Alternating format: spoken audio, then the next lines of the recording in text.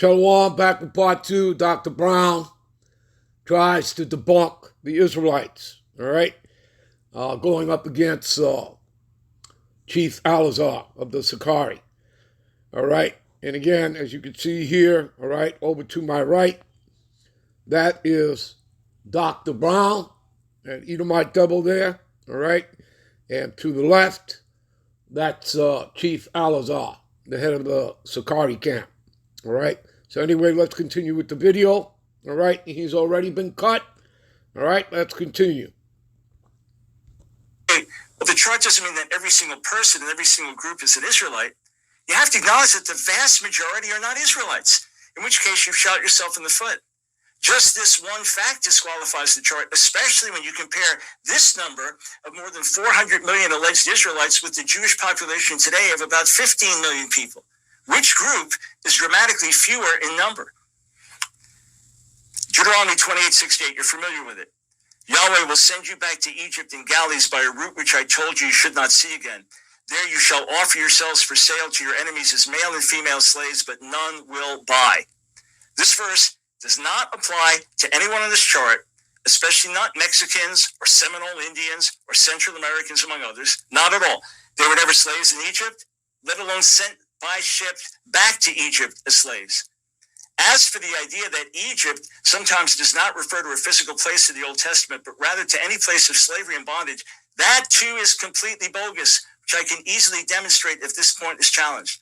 In fact, if you just read 2 more verses into Deuteronomy 29, verse 2, Moses tells you that this refers to literal Egypt. Now, before I go further here, I do want to point out that the... All right, people, let's get on with it, all right? Let's go to Deuteronomy, the 28th chapter. Give me a minute, all right? Now, here's the scripture that he read, right? This is the NLT version, right? This is what he just read out. Then the Lord will send you back to Egypt in ships to a destination I promised you would never see again, right? Which would be Egypt, right? He mentioned Egypt because there are many new translations, right? Then I'll read you the King James, all right? There you will offer to sell yourselves to your enemies as slaves. Oh, really? Is that what happened, really? Like, we volunteered for free labor to build this country. Are you people feeling me? Are you people understanding? Are you able to hear what I'm saying here and what he has quoted as saying in the new translations? Okay, is that really what happened? You know damn well that it is not. So now you know who's lying to you, right? And remember, they're the ones in the policy, so they're the ones changing the new translation. They're trying to hide everything, just like, you know, CRT, critical race theory, right? That they want removed from schools because they don't want their shame being shown, right? All right.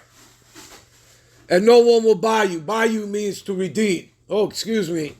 Yahweh did that when he shed his blood, all right, when he was hung on a tree on the cross. You understand? And remember, he died for his people. Matthew 1:21 clearly tells you that, all right? That Mary would have a child, name it Yahweh, and he shall save his people. You understand, people? So again, they're just being cut. All right, so let's get to the original, the King James Version. All right, what it really says. And the Lord Yahweh shall bring thee into Egypt again, meaning a spiritual Egypt, which will be America, Babylon the Great. All right? And meaning as a house of bondage unto the Israelites, like Babylon was, like Syria, along with Egypt. Do you understand that, people? Okay? Remember, this is a spiritual book as well as a historic book. Okay? All right. So, again, bring you in again with ships, by where I spake unto thee, thou shalt see it no more again, and there ye shall be sold. Oh, so we didn't sell ourselves. There we shall be sold. Remember, right? What does it say? Okay, give me a minute. This is Joel 3.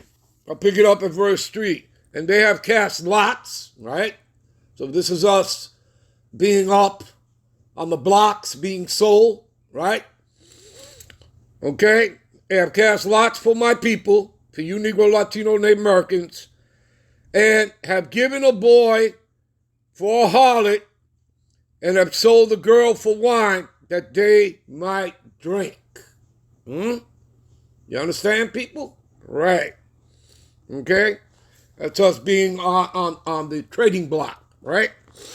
All right? Which all started in Seville, Spain, with the Northern Kingdom. 1,100 of the tribe of Ephraim, of you so-called Puerto Ricans, all right, were placed onto 4 Spanish ships in 1492 when that Cristobal Colon, a.k.a. Columbus, came here, all right? And, of course, it's a 1.5-year trip, all right? Out of 1,100, only 300 survived the trip back to Seville, Spain, to be placed,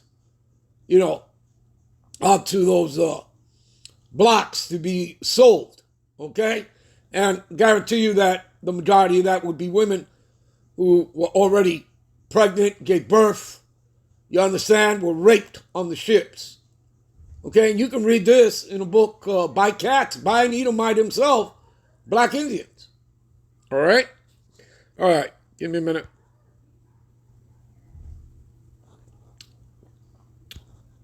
So we just read Joel 3, right?